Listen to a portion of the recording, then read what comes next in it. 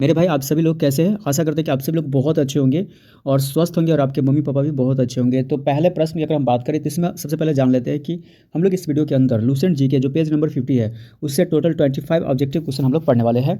जो कि अगर आप किसी भी कॉम्पिटिशन की तैयारी करते हैं, चाहे एसएससी, सीएचएसएल या सीजीएल या ग्रुप डी हो रेलवे विभाग का, या बिहार पुलिस एसआई दरोगा हो, या बैंक क्लर्क पीओ की तैयारी करते हैं, तो आपके लिए बहुत ज़्यादा हेल्प होने वाली है। क्योंकि इस वीडियो के अंदर हम लोग करने वाले हैं बहुत सारे बेसिक क्वेश्चन होंगे जो कि पृथ्वी से संबंधित है। तो चलिए पहले प्रश्न को देखें। तो पहला प्रश्न अगर आप ध्यान से देखेंगे तो पहला प्रश्न में क्या कहता है कि पृथ्वी के आंतरिक भाग का सर्वाधिक आयतन किस परत का है। तो मेरे भाई पहला प्रश्न पूछा है कि पृथ्वी के आंतरिक भाग का सर्वाधिक आयतन किस परत का है। तो ऑप्शन ए में है क्रस्ट, ऑप्शन बी है मेंटल, ऑप्शन सी है कोर, ऑप्शन डी है स्थल मंडल। तो इसका correct answer option number B हो जाएगा, मेंटल हो जाएगा इसका करेक्ट आंसर। तो पहला प्रश्न पूछा है कि पृथ्वी के आंतरिक भाग का सर्वाधिक आयतन किस परत का है, तो मेंटल है। तो ऑप्शन नंबर बी इसका करेक्ट हो जाएगा।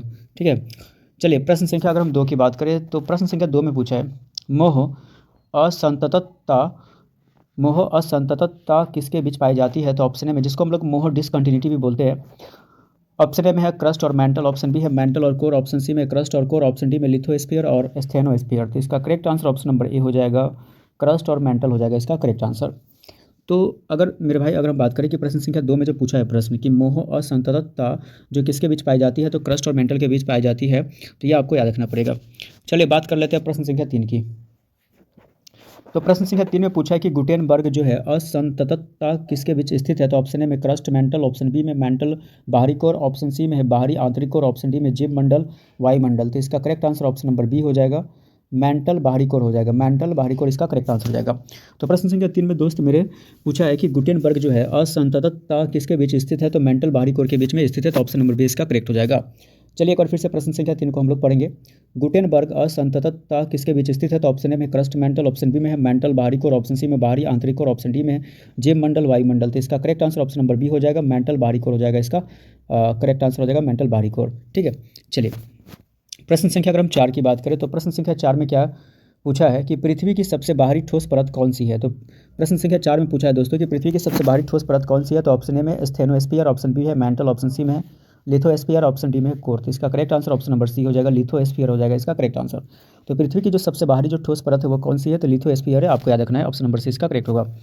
चलिए एक बार फिर से प्रश्न संख्या 4 को पढ़ेंगे कि यहाँ पर अगर आप ध्यान से देखें कि पृथ्वी की सबसे बाहरी ठोस परत कौन सी है। तो ऑप्शन ए में स्टेनोस्फीयर, ऑप्शन बी है मेंटल, ऑप्शन सी है लिथोस्फीयर, ऑप्शन डी में है कोर। तो इसका correct answer option number C हो जाएगा, लिथोस्फीयर हो जाएगा इसका करेक्ट आंसर।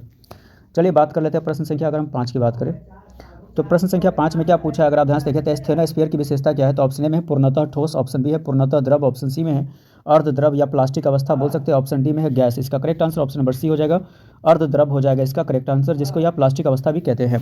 तो ऑप्शन नंबर सी इसका करेक्ट हो जाएगा। चलिए प्रश्न संख्या 5 को एक बार फिर से हम लोग पढ़ेंगे। यहाँ पर अगर आप ध्यान से देखिए कहते हैं कि स्टेनोस्फीयर की विशेषता क्या है। ऑप्शन ए में है पूर्णतः ठोस, ऑप्शन बी है पूर्णतः द्रव, ऑप्शन सी है अर्ध द्रव या प्लास्टिक अवस्था, ऑप्शन डी है गैसीय। तो इसका correct answer option number C हो जाएगा, अर्ध द्रव हो जाएगा इसका करेक्ट आंसर, या प्लास्टिक अवस्था भी इसको हम कहते हैं। अगर हम अगले प्रश्न की बात करें, प्रश्न संख्या 6 में क्या पूछा, अगर आप ध्यान से देखेंगे तो प्रश्न संख्या 6 में पूछा है कि भूकंपीय इस तरंगे किस परत से नहीं गुजरती है। तो ऑप्शन ए में क्रस्ट, ऑप्शन बी है मेंटल, ऑप्शन सी है बाहरी कोर, ऑप्शन डी में आंतरिक कोर है। तो इसका करेक्ट आंसर दोस्तों हो जाएगा ऑप्शन नंबर सी हो जाएगा, बाहरी कोर हो जाएगा इसका करेक्ट आंसर। तो प्रश्न संख्या 6 को आपको अच्छे से समझना है कि इसमें पूछा है कि भूकंपीय इस तरंगे किस परत से नहीं गुजरती है, तो बाहरी कोर से नहीं गुजरती है। तो ऑप्शन नंबर सी इसका करेक्ट हो जाएगा। शायद आप लोग को ये समझ में आया होगा। प्रश्न बहुत ज़्यादा इंपॉर्टेंट प्रश्न है, सभी के सभी जितने भी 25 प्रश्न हम लोग इस वीडियो में करने वाले सभी इंपॉर्टेंट प्रश्न है। तो चलिए एक बार फिर से हम लोग क्या करेंगे, प्रश्न संख्या 6 को पढ़ेंगे। भूकंपीय इस तरंगे किस परत से नहीं गुजरती है। तो ऑप्शन ए में है क्रस्ट, ऑप्शन बी है मेंटल, ऑप्शन सी में बाहरी कोर, ऑप्शन डी में आंतरिक कोर। तो इसका correct answer option number C हो जाएगा, यानी कि बाहरी कोर हो जाएगा इसका करेक्ट आंसर हो जाएगा। चलिए बात कर लेते हैं प्रश्न संख्या 7 की। तो प्रश्न संख्या 7 में दोस्तों पूछा है कि पृथ्वी के कुल द्रव्यमान का अधिकांश भाग किस परत में है। तो पृथ्वी के कुल द्रव्यमान का अधिकांश भाग किस परत में है। तो ऑप्शन ए में अगर आप देखें तो क्रस्ट है, option B mantle, option C core, option D जीव मंडल। दोस्तों इसका correct answer option number C हो जाएगा, कोर हो जाएगा इसका करेक्ट आंसर। तो आपको याद रखना है ऑप्शन नंबर सी यानी कोर इसका करेक्ट आंसर हो जाएगा। तो कहता है कि पृथ्वी के कुल द्रव्यमान का अधिकांश भाग किस परत में है, तो कोर परत में है। तो एक बार फिर से इस प्रश्न को हम लोग पढ़ेंगे, एक बार फिर से इस प्रश्न को हम लोग अच्छे से पढ़ेंगे, क्योंकि अगर आप ध्यान से देखें तो इसमें क्या पूछा है कि पृथ्वी के कुल द्रव्यमान का अधिकांश भाग किस परत में है। तो ऑप्शन ए में है क्रस्ट, ऑप्शन बी है मेंटल, ऑप्शन सी है कोर, ऑप्शन डी है जीव मंडल। तो इसका correct answer option number C हो जाएगा दोस्तों, यानी कि कोर हो जाएगा इसका करेक्ट आंसर। चलिए बात कर लेते हैं प्रश्न संख्या 8 की। तो प्रश्न संख्या 8 में अगर आप ध्यान से देखें तो प्रश्न संख्या 8 में क्या पूछा है कि पृथ्वी के केंद्र में तापमान लगभग कितना माना जाता है। पृथ्वी के केंद्र में जो तापमान होता है लगभग कितना माना जाता है। ऑप्शन ए में 1000 डिग्री सेल्सियस, ऑप्शन बी है 2000 डिग्री सेल्सियस, ऑप्शन सी में है 4000 से 6000 डिग्री सेल्सियस, ऑप्शन डी में है 8000 डिग्री सेल्सियस। तो इसका correct answer option number C हो जाएगा, यानी 4000 से 6000 डिग्री सेल्सियस माना जाता है। तो पृथ्वी के केंद्र में जो तापमान लगभग कितना माना जाता है, तो 4000 से 6000 डिग्री सेल्सियस तापमान होता है। चलिए एक बार फिर से इस प्रश्न को हम लोग क्या करेंगे, अच्छे से पढ़ लेते हैं। ध्यान से अगर आप देखें तो पूछा क्या है कि पृथ्वी के केंद्र में तापमान लगभग कितना माना जाता है। ऑप्शन ए में 1000 डिग्री सेल्सियस, ऑप्शन बी है 2000 डिग्री सेल्सियस, ऑप्शन सी में है 4000 से 6000 डिग्री सेल्सियस, ऑप्शन डी में है 8000 डिग्री सेल्सियस। तो इसका correct answer option number C हो जाएगा, 4000 से 6000 डिग्री सेल्सियस इसका करेक्ट आंसर हो जाएगा। चलिए बात कर लेते हैं प्रश्न संख्या अगर हम 9 की बात करें तो प्रश्न संख्या 9 में अगर हम पूछे तो प्रश्न संख्या 9 में क्या कहता है कि ज्वालामुखी से निकलने वाला ठंडा होकर बना पत्थर क्या कहलाता है। ज्वालामुखी से जो निकलने वाला ठंडा होकर बना पत्थर क्या कहलाता है। ऑप्शन ए में है अवसादी सेल, ऑप्शन बी है कायांतरित सेल, ऑप्शन सी में है आग्नेय सेल, ऑप्शन डी में चूना पत्थर। तो इसका correct answer option number C हो जाएगा, आग्नेय सेल हो जाएगा इसका करेक्ट आंसर। मेरे दोस्त अगर आप ध्यान से देखें तो जो प्रश्न संख्या 9 में पूछा है, कहते हैं कि ज्वालामुखी से निकलने वाला जो ठंडा होकर के बना पत्थर क्या कहलाता है, तो आग्नेय सेल कहलाता है। आपको याद रखना पड़ेगा। चलिए एक बार फिर से पढ़ेंगे इसको। कहते हैं कि ज्वालामुखी से निकलने वाला ठंडा होकर बना पत्थर क्या कहलाता है। ऑप्शन ए है अवसादी सेल, ऑप्शन बी है कायांतरित सेल, ऑप्शन सी में आग्नेय सेल, ऑप्शन डी है चूना पत्थर। तो इसका correct answer option number C हो जाएगा, आग्नेय सेल हो जाएगा इसका करेक्ट आंसर।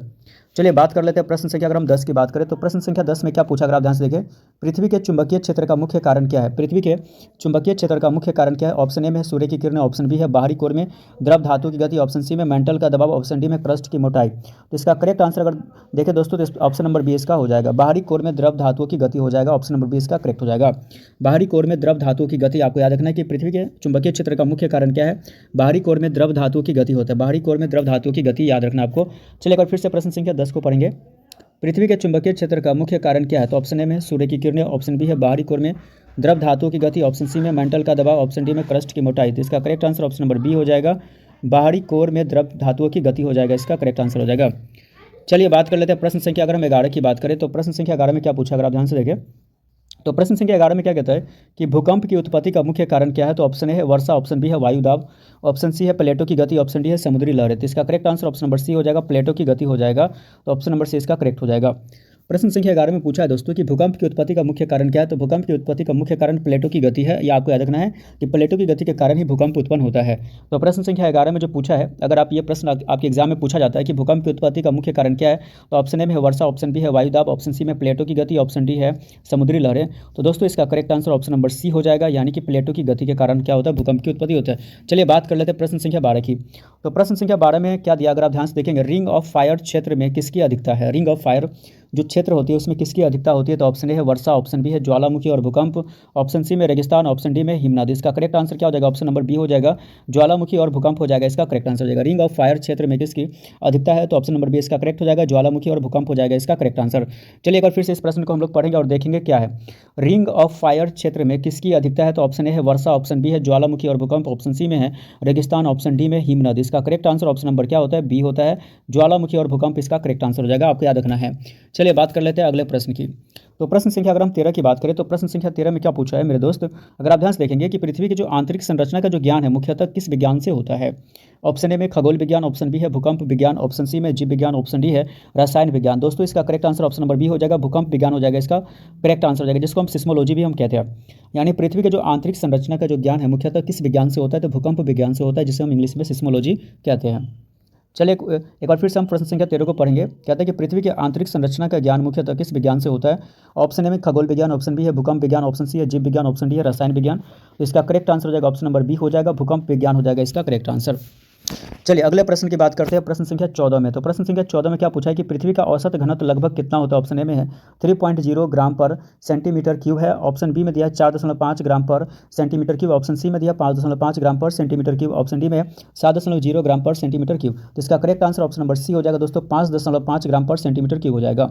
तो अगर प्रश्न पूछता है कि पृथ्वी का औसत घनत्व लगभग कितना है, तो पृथ्वी का औसत घनत्व लगभग 5.5 ग्राम पर सेंटीमीटर क्यूब होता है। तो ये ऑप्शन नंबर सी इसका करेक्ट होगा, आपको याद रखना है। एक बार फिर से प्रश्न संख्या 14 को हम पढ़ेंगे। पृथ्वी का औसत घनत्व लगभग कितना है, तो ऑप्शन ए में 3.0 ग्राम पर सेंटीमीटर क्यूब है, ऑप्शन बी में 4.5 ग्राम पर सेंटीमीटर क्यूब है, ऑप्शन सी में 5.5 ग्राम पर सेंटीमीटर क्यूब है, ऑप्शन डी में 7.0 ग्राम पर सेंटीमीटर क्यूब है। तो इसका correct answer option number C हो जाएगा, 5.5 ग्राम पर सेंटीमीटर क्यूब हो जाएगा, इसका करेक्ट आंसर।